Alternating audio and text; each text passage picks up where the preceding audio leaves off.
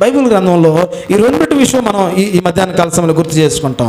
ఒకటి, లేచేవారిగా ఉండాలి. రెండవది, తప్పిపోయిన స్థితిలో ఒకవేళ ఉంటే మరలా తిరిగి దేవుని దగ్గరికి రావాలి. చూడండి, రెండు విషయాలు మనం జ్ఞాపకం చేసుకుంటాము. ఒకటి, లేచి అన్నకాడ ఒకసారి ఆలోచన చేస్తే ఆదికాండంలో ఒక వ్యక్తిని దేవుడు లెమ్మని పిలుస్తున్నాడు. చూడండి 12వ అధ్యాయం 1వ వచనము 2వ వచనము. అమ్మ జాగ్రత్తగా ఆలకించండి వాక్యాన్ని. యెహోవా నీవు లేచి నీ దేశము నుండి, నీ బంధువుల యొద్ద నుండి, నీ తండ్రి ఇంటి నుండి బయలుదేరి నేను నీకు చూపించు దేశమునకు వెళ్ళుము. నిన్ను గొప్ప జనముగా చేసి నిన్ను ఆశీర్వదించి నీ నామమును గొప్ప చేతును. నీవు ఆశీర్వాదంగా ఉందువు, నిన్ను ఆశీర్వదించిన వారిని ఆశీర్వదించదును. ఒక వ్యక్తిని దేవుడు లేచి అని పిలుస్తున్నాడండి. దేవుణ్ణి ఎరగని వాడైనా, దేవుడు అంటే తెలీదు, ఆ దినాల్లో బైబిల్ లేదు, ఆ దినాల్లో మందిరాలు లేవు, సేవకులు లేరు, వాక్యం చెప్పేవాళ్ళు లేరు. అయినప్పటికీ దేవుడు అబ్రహాముకు ప్రత్యక్షమై, అబ్రహాము నువ్వు లేచి నేను నీకు చూపించే దేశంలోనికి నువ్వు వెళ్ళాలి. నిజంగా మనల్ని కూడా దేవుడు పిలిచి ఒక పరుగు పందెం పెట్టాడు మనకి, పరలోక ప్రయాణం అది. ఈ పరుగు పందెంలో ఓపికతో పరిగెత్తాలి. ఎన్నో వస్తూ ఉంటాయి, ఎన్నో పరిస్థితులు కూడా తీసుకుని వెళ్తాడు. ఎన్ని వచ్చినా మన పరుగు మాత్రము ఆపటానికి వీల్లేదు. ప్రభు వైపు చూడాలి, విశ్వాసానికి కర్త, దానిని కొనసాగించే యేసు వైపు నువ్వు చూస్తున్నప్పుడు నీకు ఏ ఆటంకాలైనా, ఏ అడ్డంకులైనా, ఎటువంటి పరిస్థితులైనా దేవుడు వాటన్నిటి నుంచి నీకు విజయాన్ని ఇస్తూ నిన్ను ముందు కొనసాగిస్తూ ఉంటాడు. ఇక్కడ అబ్రహాముని దేవుడు జ్ఞాపకం చేస్తూ అంటున్నాడు, నువ్వు లేచి నేను చూపించే దేశానికి నువ్వు వెళ్ళాలి. నీ బంధువుల యొద్ద నుంచి, నీ దేశం నుంచి నీకున్నటువంటి సమస్తాన్ని నువ్వు విడిచిపెట్టి నేను చూపించే దేశము కానాను దేశము. నిజంగా మన ముందు ఉన్నది పరమ కానాను ఉన్నది. ఆ పరమ కానానికి నువ్వు వెళ్ళాలి అంటే నువ్వు ఇక్కడ ఏం చేయాలమ్మా? లెగవాలి. ముందు ఈ స్థితి నుంచి లెగవాలి, ఈ పరిస్థితి నుంచి లెగవాలి. దేవుని వైపు మనం చూసినప్పుడు ఆయన మనల్ని కానానుకు నడిపిస్తాడు. చూసినట్లయితే అబ్రహాము లెగవకపోతే ఆయన ఆశీర్వదించబడేవాడు కాదు. నీవు నేను కూడా దీవించబడాలి, ఆశ్రయించబడాలి అంటే మొదటగా ఆయన వైపు చూడాలి.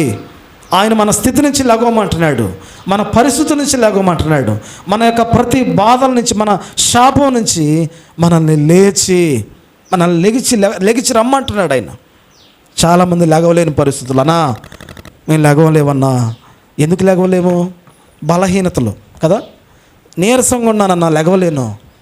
బలహీనతలు, కొట్టబడిపోతా ఉన్నాం, పట్టబడిపోతా ఉన్నాము. సాతాను చేతిలో ఉండి బలహీనతల చేత లెగవలేని పరిస్థితులు. అబ్రహాముని దేవుడు అంటున్నాడు, అబ్రహాముకు దేవుడు తెలియకపోయినా దేవుడు మాట్లాడుతున్న మాట మీద ఆధారపడి అబ్రహాము లెగవటం కొరక ఇష్టపడ్డాడు. మన జీవితంలో కూడా ఇన్ని శ్రమలైనా, శోధనలైనా దేవుని కొరకు నిలబడాలి. దేవుడు మనల్ని చెప్పినట్లుగా మనం జీవించాలి అని ఎప్పుడైతే మనం లేచి నిలబడతామో దేవుడు అప్పుడు మనల్ని ఆశీర్వదిస్తాడు. అబ్రహాంను అప్పుడు దాకా దేవుడు జ్ఞాపకం చేసుకోలేదు.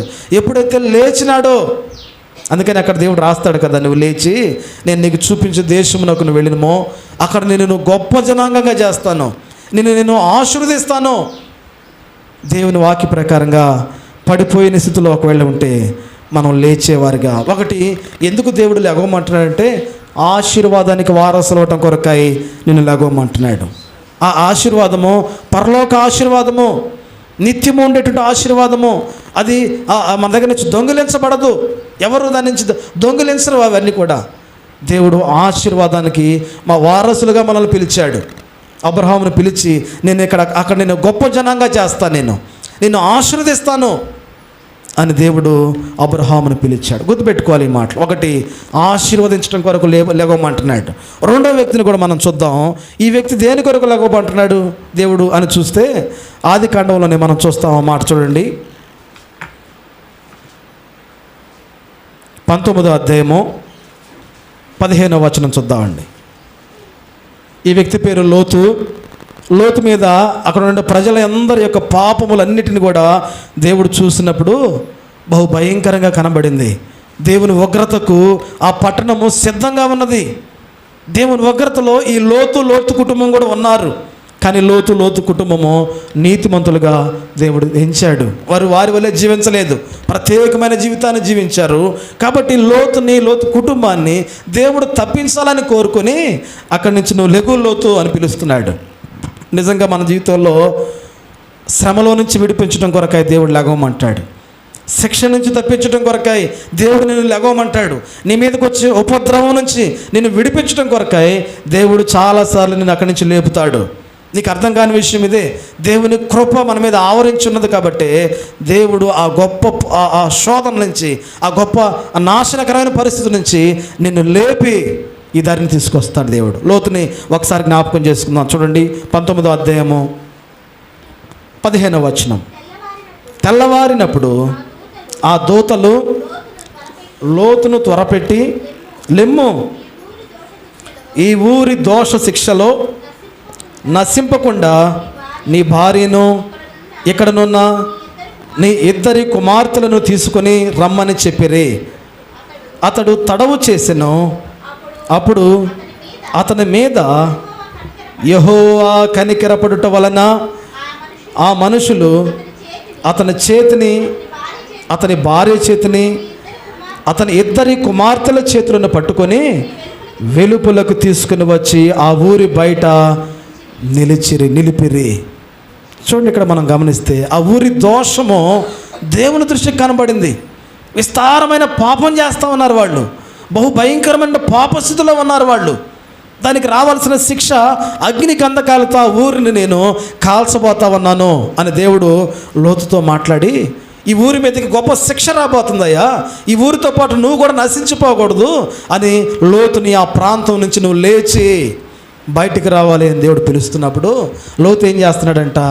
తడవ చేస్తున్నాడు. లోతు ఆలస్యం చేసేవాడిగా ఉంటున్నాడు.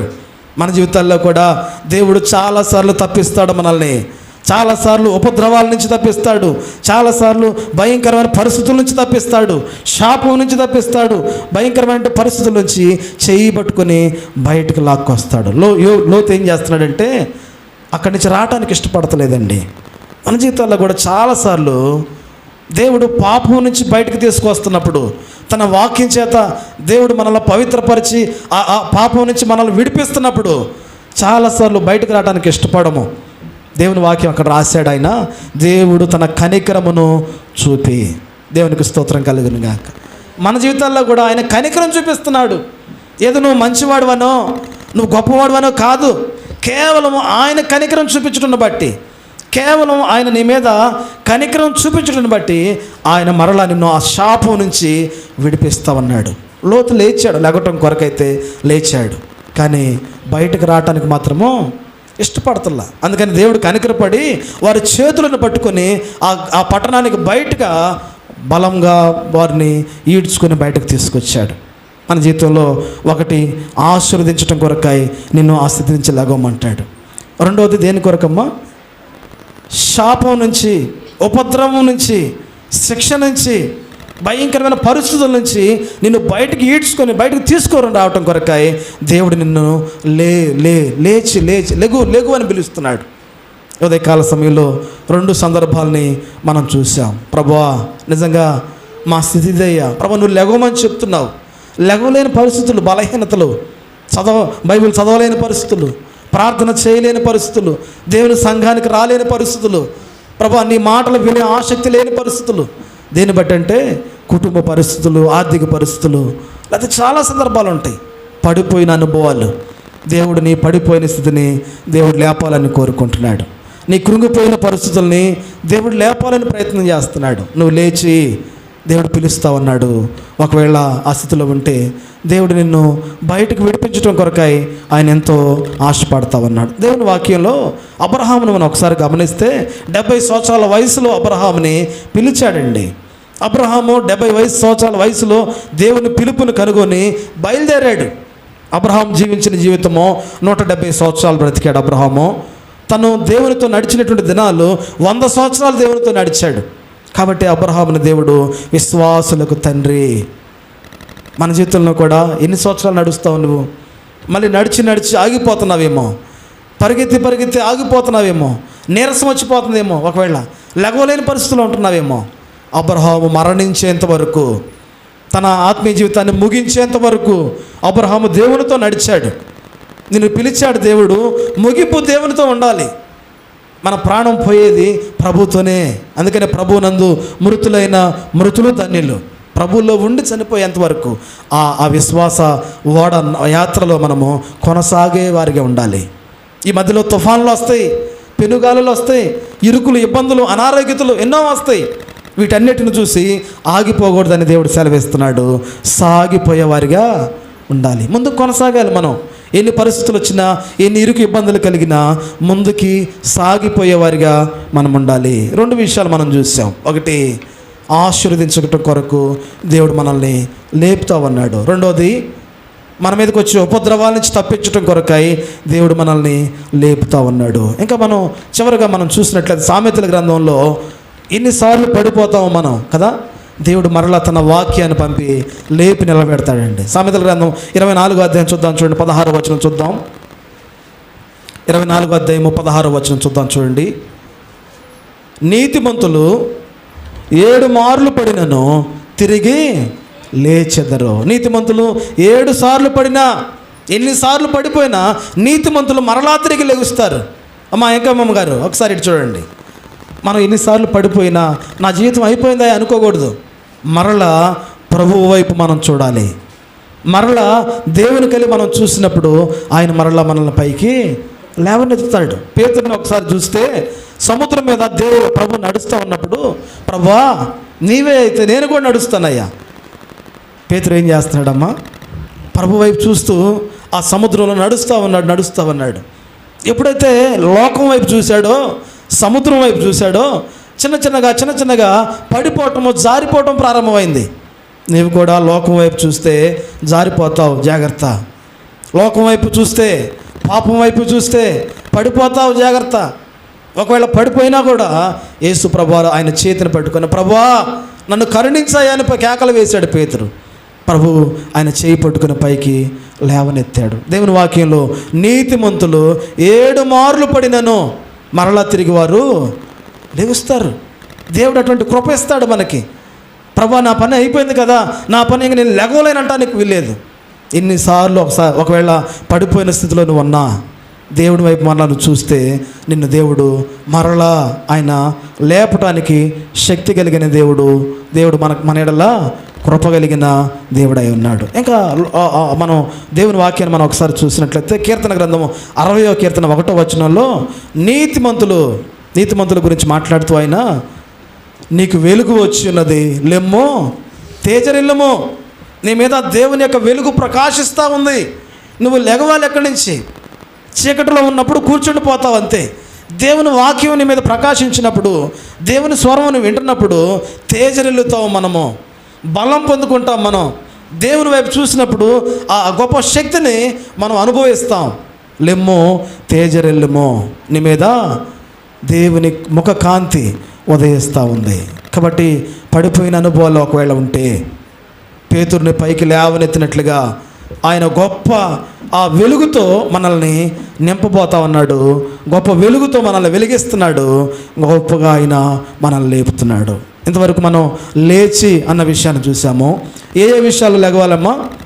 ఆశీర్వదించబడటం కొరకు లెగవాలి, శిక్ష నుంచి తప్పించబడటం కొరకు లెగవాలి, దేవుని రాజ్య నివాసులుగా ఉండటం కొరకై నీకున్న స్థితి నుంచి నువ్వు పైకి లేచేవాడిగా నువ్వు ఉండాలి. రెండవదిగా మనం ఇందా చదువుకున్న మాటలో తప్పిపోయిన కుమారుడు.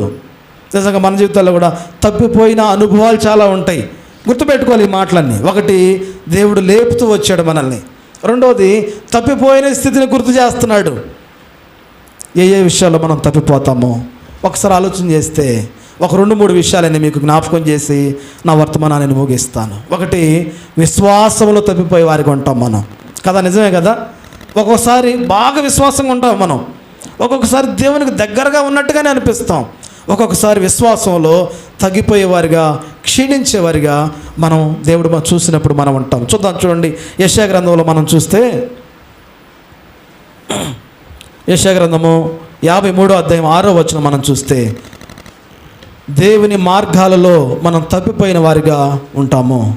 చూడండి, యెషయా గ్రంథము 53వ అధ్యాయం చదివిన వారు చదవండి, బిగ్గరగా తీసి చదవండి. 6వ వచనం, మనమందరము గొర్రెల వలె త్రోవ తప్పిపోతుమే. తప్పిపోయిన కుమారుడు ఒక్కడే కాదు తప్పిపోయింది. దేవుడు అంటున్నాడు మనమందరము తప్పిపోయిన వారమే, దేవుని మార్గం నుంచి బయటకు వచ్చిన వాళ్ళమే. ఎవరికి ఇష్టమైన మార్గం వాళ్ళు, వారికి ఇష్టమైన త్రోవలు వారు నడిచారు అంటాడు. రోమీయులకు రాసిన పత్రిక 3వ అధ్యాయము 11వ వచనంలో ఉంటుంది అన్నమాట. ఎవరికి ఇష్టమైన త్రోవలో వారు నడుస్తూ వెళ్ళారు. వాళ్ళు అనుకుంటున్నారు ఇది నిజమైన త్రోవ అనుకుంటున్నారు. దేవుని వాక్యంలో అందరము త్రోవ తప్పిపోయిన వారమే, దేవుని మార్గం నుంచి బయటకు వెళ్ళిపోయిన వాళ్ళమే.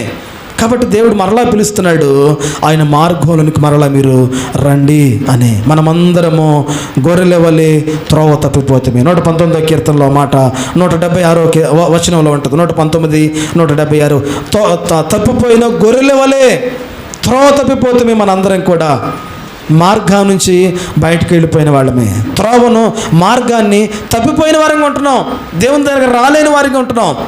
అటువంటి స్థితిలో దేవుడు మనల్ని పిలుస్తున్నాడు. తప్పిపోయిన గొర్రెను వెతికి రక్షించినట్లుగా మనల్ని అందరినీ కూడా ఆయన పిలుస్తూ ఉన్నాడు. తప్పిపోయిన స్థితి నుంచి మనల్ని పిలుస్తున్నాడు. ఏ విషయంలో మనం తప్పిపోతాము అంటే, ఒకటి విశ్వాస విషయంలో తప్పిపోతాము. ఒక మూడు విషయాలు చెప్పి నా వర్తమానాన్ని ముగిస్తాను. లోకాసు వార్త 22వ అధ్యాయము 32వ వచనం చదువుకుందాం. చూడండి, కొత్త నిబంధన గ్రంథంలో లోకాసు వార్త 22వ అధ్యాయము 32వ వచనం చదవండి. మీ నమ్మిక తప్పిపోకున్నట్లు నేను నీ కొరకు వేడుకొంటిని. నీ మనసు తిరిగిన తర్వాత నీ సహోదరులను స్థిరపరచమని చెప్పాను. ఇక్కడ మనం చూసినట్లయితే పేతురుతో దేవుడు మాట్లాడుతూ అంటాడు 31వ వచనంలో, జాగ్రత్తగా ఆలకించండి. సీమోను, ఇదిగో సాతాను మిమ్మల్ని పట్టి గోధుమల వలె జల్లించుటకు మిమ్మల్ని కోరుకొని ఉన్నాడు. యేసు ప్రభువారు మాట్లాడుతూ అంటున్నాడు పేతురుతో, సీమోను, రెండోసారి పిలుస్తున్నాడు. సీమోను అన్న కాడ మన పేరు పెట్టుకుందామండి. సాతానుడు మనల్ని పట్టుకొని గోధుమలను జల్లించినట్లుగా జల్లించబోతా ఉన్నాడు. అందులో ఎవరు అసలైన గోధుమ, ఎవరు నకిలీ గోధుమ పోబోతా ఉంది. జల్లించబోతామన్నాడు, శ్రమలలో వేయబోతామన్నాడు, ఇరుకులలో వేయబోతామన్నాడు. కాబట్టి మీరు ఏం చేయాలో తెలుసా? మీ విశ్వాసమందు నమ్మిక కలిగి ఉండండి. మీ విశ్వాసంలో స్థిరులుగా ఉండండి. మీ విశ్వాసంలో కదలని వారిగా ఉండండి. ఎన్ని పరిస్థితులు వచ్చినా విశ్వాసం మాత్రం పోకూడదండి. ఎన్ని పరిస్థితులు వచ్చినా విశ్వాసంలో బయటకు వెళ్ళిపోకూడదు, పడిపోకూడదు. మనం నిజంగా మన జీవితంలో అన్నీ బాగున్నప్పుడే దేవుని కొరకు విశ్వాసంగా ఉంటాం కదా. ఏదైనా శ్రమ వచ్చిందనుకోండి, అనారోగ్యత వచ్చిందనుకోండి, దేవుని కోసం నిలబడతామా విశ్వాసంగా? 2 రోజులు ఉంటాం, 3 రోజులు ఉంటాం, ఒక వారం జ్వరం వచ్చిందనుకోండి, ఏం దేవుడమ్మా, ఏం ప్రార్థన కదా. దేవుడు అంటాడు, సాతానుడు మనల్ని జల్లించబోతామన్నాడు, జల్లెడవైపోతామన్నాడు. కనుక నీ నమ్మిక, నీ విశ్వాసాన్ని స్థిరపరచుకోవాలి. నువ్వు బలం కలిగి ఉండాలి విశ్వాసంలో. అందుకని అంటాడు ఒకచోట, కరువైనా, ఖడ్గమైన, వస్త్రహీనత అయినా, అది ఏదైనప్పటికీ క్రీస్తు ప్రేమ నుండి నన్ను ఎడబాపనేరదు. ఏదొచ్చినప్పటికి కూడా దేవుని దగ్గర నుంచి నేను కదలను. ఆ హృదయం, స్థిరమైన హృదయాన్ని మనం కలిగి ఉండాలి. కాబట్టి పేతురు అంటున్నాడు ఇక్కడ 34వ వచనంలో, ప్రభువా, అయితే పేతురు అంటున్నాడు,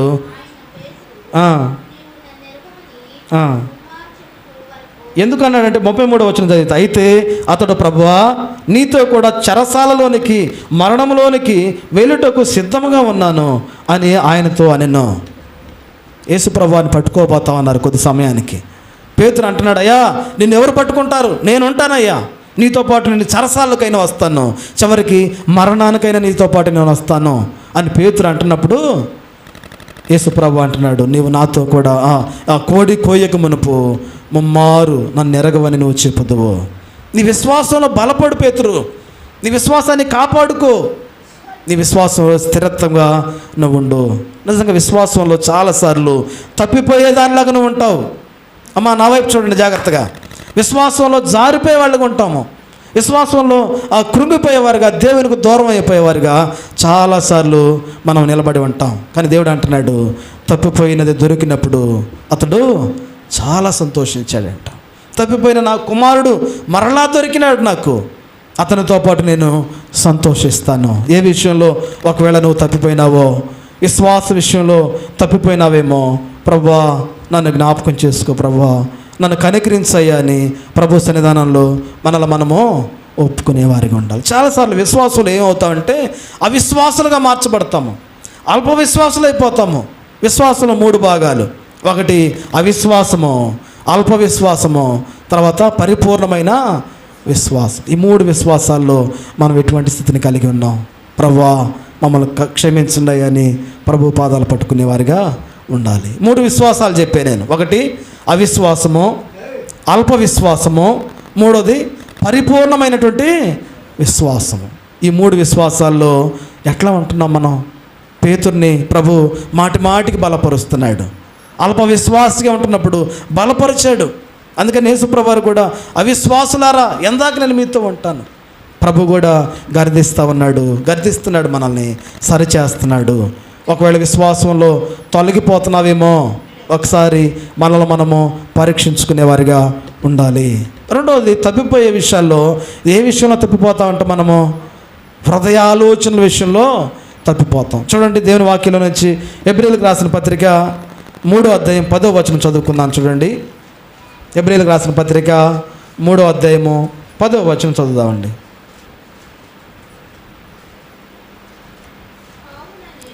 కావున నేను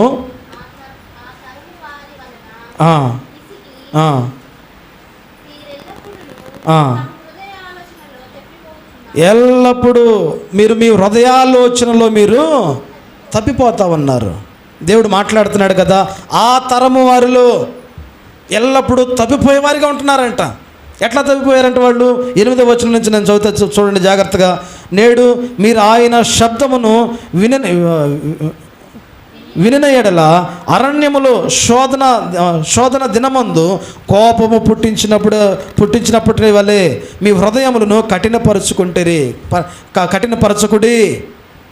శోధిస్తూ ఉన్నారంట దేవుని మీద తిరుగుబాటు చేస్తూ ఉన్నారు, హృదయాలను కఠినపరుచుకుంటున్నారంట. ఆ తరపు వారు అరణ్యములో దేవుణ్ణి శోధిస్తూ వచ్చారు, అరణ్యములో ఎడారిలో దేవుణ్ణి శోధిస్తూ వచ్చారు. మాకు ఆకలి కలుగుతుంది, మమ్మల్ని చంపడానికి తీసుకొచ్చావా? మంచినీళ్ళు అవుతున్నాయి, మమ్మల్ని ఇక్కడ చంపడానికి తీసుకొచ్చావా? దేవాతి దేవుడే వారికి తోడుగా ఉండి వారిని ఎన్నో పరిస్థితులు కూడా నడిపించారే. ఎంత మాత్రం వారి హృదయము దేవుని మీద నిలపలేకపోతున్నారు, హృదయాలోచనలో తప్పిపోతున్నాం. నిజంగా మనం కూడా మందిరానికి వస్తాం రావటానికి, కానీ హృదయము దేవుని దగ్గర నుంచి తప్పిపోయేదిగా ఉంటుంది. జరిగిద్దంటావా? నిజంగా మాకు ఈ పని జరిగిద్దా?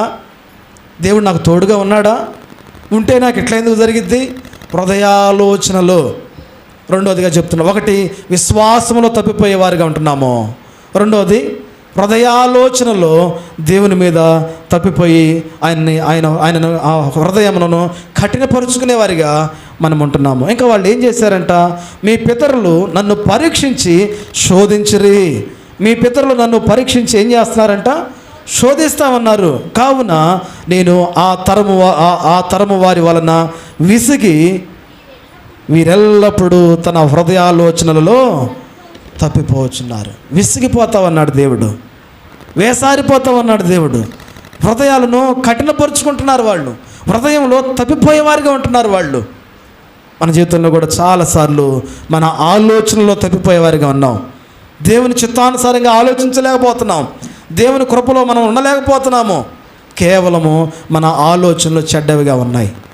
ఆదికాండంలో కూడా 6వ అధ్యాయం 5వ వచనంలో మనం చూసినప్పుడు నరులు చెడుతున్న భూమి మీద గొప్పదిగా కనబడిందంట దేవునికి. వారి హృదయములు, వారి యొక్క ఆలోచనలు కేవలం చెడ్డవిగా దేవుడు చూశాడు. పశ్చాత్తాపడుతున్నాడండి, ఎందుకు నేను నరులను చేశాను. మన జీవితంలో మన హృదయాలోచనలో తప్పిపోటును బట్టి దేవుడు ఒకవేళ బాధపడతా ఉన్నాడేమో. ప్రభువా మమ్మల్ని క్షమించయ్యా. ఒకటి విశ్వాసంలో తప్పిపోయాము, రెండోది హృదయాలోచనలో తప్పిపోయాము. ప్రభునందు ప్రేమైన దేవుని బిడ్డలారా, నిజంగా హృదయం గురించి ఒకసారి ఆలోచన చేస్తే ఇర్మియా గ్రంథంలో అన్నిటికంటే మోసకరమైనది హృదయము, ఘోరమైన వ్యాధి కలిగినది హృదయము. కాబట్టి మనం ఏం చేయాలంటే హృదయాన్ని పదిలపరుచుకోవాలి, దేవునిలో స్థిరపరుచుకోవాలి. రకరకాల ఆలోచనలు తీసుకొస్తూ ఉంటుంది, రకరకాలుగా నిన్ను ముందుకు తీసుకొని వెళ్తూ ఉంటుంది హృదయము. ఈ హృదయాన్ని నీవు స్థిరంగా ఉంచుకోవాలి. ఇశ్రాయేలు ప్రజలు దేవుణ్ణి శోధించారు. వారి హృదయ కాఠిన్యమును బట్టి ఇశ్రాయేలు ప్రజలు దేవుని మీద తిరుగుబాటు చేస్తూ వచ్చారు. వారి హృదయంలో కలిగినటువంటి ఆ దురాశల వలన, వారి హృదయాల్లో కలిగిన దేవునికి తిరుగుబాటు చేయటం వలన వారు దేవుని మీద తిరుగుబాటు చేస్తున్నారు. అంత మాత్రమే కాదు, హృదయము, అందుకని అంటాడు దేవుడు, నీ హృదయమో నాకిమ్మో. నీ హృదయం ఎట్లాంటిదైనప్పటికీ దేవుని దగ్గరికి మనం హృదయాన్ని తీసుకొచ్చినప్పుడు ఆయన శుద్ధి చేస్తాడు, బాగు చేస్తాడు. సామెతల గ్రంథంలో అందుకని 23వ అధ్యాయము 26వ వచనం, నా కుమారుడా నీ హృదయం నాకిమ్మో. పాడైపోయిన హృదయము, రకరకాల వ్యాధులతో నింపబడిన ఈ హృదయాన్ని నా దగ్గరకు తీసుకొస్తావా? నేను బాగు చేస్తాను. నీ హృదయంలో నేను ఉంటాను, నివాసం ఉంటాను. నీ హృదయంలో హృదయాలోచనలో ఒకవేళ తప్పిపోయావేమో దేవుడు మాట్లాడుతున్నాడు కదా, నీ హృదయాన్ని నాకు ఇస్తావా? నీ హృదయాన్ని శుద్ధి చేస్తాను, శుభ్రపరుస్తాను, హృదయంలో నేనుంటాను. నీ హృదయమే దేవుని ఆలయము అంటాడు దేవుడు. కాబట్టి ఉదయకాల సమయంలో ప్రభువా నన్ను క్షమించయ్యా, తప్పిపోయేవాడిగా ఉంటున్నాను. ఒకటి, నా విశ్వాసంలో తప్పిపోతున్నాను. రెండోది, నా హృదయ ఆలోచనలో నేను తప్పిపోయేవాడిగా ఉంటున్నాను. ఇంకా హృదయం గురించి మనం హృదయం లోపల నుంచి ఏమి వస్తాయో ఒకసారి మనం చూసుకొని మనం త్వరగా ముందుకు వెళదాం. చూడండి, దేవుని వాక్యంలో నుంచి, హృదయంలో నుంచి మార్క్స్ వార్తలో ఉంటుందన్నమాట. మార్క్స్ వార్త 7వ అధ్యాయం 21వ వచనంలో ఈ హృదయంలో ఏముంటాయో దేవుడు మాట్లాడుతున్నాడు. కాబట్టి ఒకవేళ ఇవన్నీ కూడా హృదయంలో ఉంటే ప్రభు బాల దగ్గరికి వద్దాం. ప్రభు, నా హృదయంలో నిజంగా పాపం ఉందయ్యా, నా హృదయంలో దోషం ఉన్నది, నన్ను క్షమించాయని ప్రభు పాదాలు పట్టుకునేవారిగా మనం ఉందామండి. చూడండి 7వ అధ్యాయము 21వ వచనము, లోపల హృదయం లోపల నుండి ఏమొస్తాయంట చదవండి. అనగా మనుషుల హృదయములో నుండి దురాలోచనలు, జారత్వమును, దొంగతనములు, నరహత్యలు, వ్యభిచారమును, లోపమును, చెడుతనమును,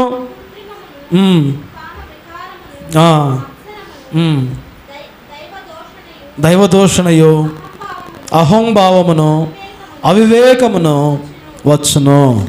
కాబట్టి ఇటువంటి పాడైపోయిన హృదయము, ఈ హృదయంలో అబద్ధాలు ఉన్నాయి, ఈ హృదయంలో మోసం ఉంది, ఈ హృదయంలో కక్షలు, కార్పణ్యాలు, ఇవన్నీ హృదయం లోపల నుంచి వస్తాయి అంటండి. మనుషులు బయట నుంచి వచ్చేది మనల్ని అపవిత్రపరచదు, కానీ హృదయం లోపల నుంచి వస్తాయి కొన్ని.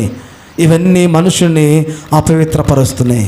ప్రభువా, నా హృదయంలో నిజంగా కక్షలు ఉన్నాయ్యా, నా హృదయంలో ప్రేమ లేని స్థితి ఉన్నది, నా హృదయంలో క్షమాపణ లేని స్థితి ఉన్నది, నన్ను క్షమించాయని ప్రభు పాదాలు పట్టుకుందాం. చివరిగా మూడోదిగా మనం ఎక్కడ ఏ విషయంలో తప్పిపోతున్నామంటే 2 చెప్పాను, గుర్తున్నాయో లేదు మీకు. ఒకటి, విశ్వాసంలో తప్పిపోతున్నాము, అవిశ్వాసులైపోతున్నాము, అల్ప విశ్వాసులైపోతున్నాం వచ్చిన పరిస్థితులను బట్టి. ప్రభువా మమ్మల్ని క్షమించయ్యా. రెండోది, ఎక్కడ తప్పిపోతున్నామంట? హృదయాలోచనలో తప్పిపోయేవారిగా ఉంటున్నాం. హృదయం రకరకాలుగా ఆలోచన చేస్తున్నాం, క్షమించయ్యా అని ఆయన పాదాలు పట్టుకుందాం. మూడోదిగా యాకోబు పత్రికలో 3వ అధ్యాయం 2వ వచనం మనం చదివినప్పుడు, యాకోబు పత్రిక చివరిగా ఈ మాట చదువుకొని ప్రార్థనలోనికి వెళ్దాం. యాకోబు పత్రిక 3వ అధ్యాయము 2వ వచనం, 3వ అధ్యాయం 2వ వచనం, అనేక విషయాలలో మనమందరము తప్పిపోవచ్చున్నాము. మాట యందు తప్పిన ఎడల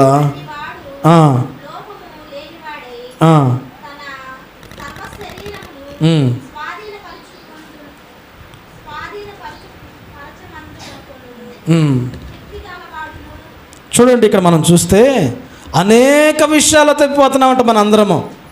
ఇక్కడ అనేకం కాడ మనం ఎన్ని పెట్టవచ్చు కదా. లోకంలో తప్పిపోతున్నాము, మన మాట విషయంలో తప్పిపోతున్నాము, చూపు విషయంలో, ప్రవర్తన విషయంలో, అన్నిటి విషయాల్లో మనమందరము తప్పిపోయే వారిగా ఉంటున్నాం. కాబట్టి దేవుడు అంటున్నాడు, నా తప్పిపోయిన కుమారుడు దొరికిన, నేను సంతోషిస్తామన్నాను. ఈ మధ్యాహ్న కాల సమయంలో ఒకవేళ తప్పిపోతే మనం ప్రభు దగ్గరికి మరలా అనేక విషయాల్లో, ప్రభు మేము తప్పిపోతున్నామయ్యా, మమ్మల్ని క్షమించయ్యా అని ప్రభు పాదాలు మనం పట్టుకోగలిగినట్లయితే ఆయన క్షమించుటకు సిద్ధ మనసు కలిగిన వాడు. ప్రభువా మమ్మల్ని క్షమించాయి, తప్పిపోయిన వారము, ప్రభా నిజంగా కృంగిపోయిన వారం లేచే అనుభవాలు లేవు మాలో, అందుకే మమ్మల్ని లెగవమని చెప్పావయ్యా. ప్రభువా మమ్మల్ని క్షమించండి, మమ్మల్ని లేపుతున్నందుకు మీకు వందనాలు. ఇంకా చాలాసార్లు తప్పిపోయినాం, చాలాసార్లు మీ దగ్గర నుంచి దూరంగా వెళ్ళిపోయినాం. ఒకటి విశ్వాసంలో తప్పిపోయినాము, రెండోది ఏ విషయంలో తప్పిపోయినామమ్మా? రెండోది హృదయంలో తప్పిపోయినాం, హృదయ ఆలోచన విషయాల్లో తప్పిపోయినాము. మూడోది అనేక విషయాలు అక్కడ చాలా ఉన్నాయి, వాటన్నిటిలో తప్పిపోయిన వారిగా ఉంటున్నాం. ప్రభువా మమ్మల్ని క్షమించండి ప్రభు పాదాలు పట్టుకుందాం. అటువంటి కృప దేవుడు మనకి అనుగ్రహించునుగాక. అందరూ మోకరించుకుందామండి, అందరూ మోకరిద్దామండి. ప్రభు చెప్పిన వాక్యాన్ని జ్ఞాపకం చేసుకుందాం. తప్పిపోయిన కుమారుణ్ణి తన యొద్దకు మరలా పిలుస్తూ ఉన్నాడు. ఆయన సంతోషిస్తున్నాడు. తప్పిపోయిన కుమారుడు, నా కుమారుడు చనిపోయి మరలా బ్రతికెను అంటున్నాడు, తప్పిపోయి దొరికెను అంటున్నాడు. ప్రభువా నిజంగా మేము కూడా మీ దగ్గరకు వచ్చినప్పుడు మీరెంతో సంతోషిస్తూ ఉన్నారు. నిజంగా మేము చాలాసార్లు తప్పిపోతూ వచ్చామయ్యా. మా మాటలను బట్టి, మా ప్రవర్తనలను బట్టి అనేక విషయాల్లో తప్పిపోయినాము. మీ సన్నిధానం నుంచి దూరంగా పారిపోయినాము. మిమ్మల్ని విసిగించిన వారిగా ఉంటున్నాము, మిమ్మల్ని ఆయాస పెట్టేవారిగా ఉంటున్నాం. మమ్మల్ని క్షమించండి అయ్యా, మీ పాదాలు పట్టుకుంటున్నాం. నిజంగా అబ్రహాముని పిలిచినావు ప్రభువా, ప్రత్యేకపరిచినావు. 100 సంవత్సరాలు మీతో నడిచాడయ్యా, లేపినావు ప్రభు. అబ్రహాము లెగు అన్నావు, లేచినాడు. లోతు లెగవమన్నావు, అబ్రహామును ఆశీర్వాదం కొరకు లెగవమన్నావు. లోతుని తన కలిగినటువంటి శ్రమ నుంచి విడిపించడం కొరకాయి, ఆ భయంకరమైన శిక్ష నుంచి తప్పించడం కొరకాయి లెగవమన్నావు ప్రభా. నిజంగా మమ్మల్ని మా పడిన స్థితి నుంచి లేపుతున్నావు. నిజంగా మేము లేవటానికి ఇష్టపడుతున్నామయ్యా, క్షమించండి. రెండవది మా తప్పిదాలు మాకు గుర్తు చేసావు. విశ్వాసంలో బలహీనులుగా ఉంటున్నాం, అల్ప విశ్వాసులు అయిపోతున్నాం, అవిశ్వాసులుగా మిగిలిపోతున్నాము, విశ్వాసంలో తప్పిపోతున్నాం. ప్రభా క్షమించండి అయ్యా. రెండవదిగా ప్రభా మా హృదయ ఆలోచనలో మేము తప్పిపోతున్నాం. హృదయం ఘోరమైన వ్యాధి కలిగినది, నీ హృదయం నాకు ఇస్తావా అని ప్రభు పిలుస్తున్నావు కదయ్యా. మమ్మల్ని క్షమించండి. అన్ని విషయాల్లో తప్పిపోయే వారికి ఉంటున్నాం, మాట యందు, ప్రవర్తన యందు. ఇంకా దేవుడు చూసినప్పుడు అన్ని విషయాల్లో తప్పిపోతున్నాం. క్షమించండి అని ప్రభు పాదాలు పట్టుకుందాం. అటువంటి కృపను దేవుడు మనకి అనుగ్రహించునుగాక. ఆమేన్.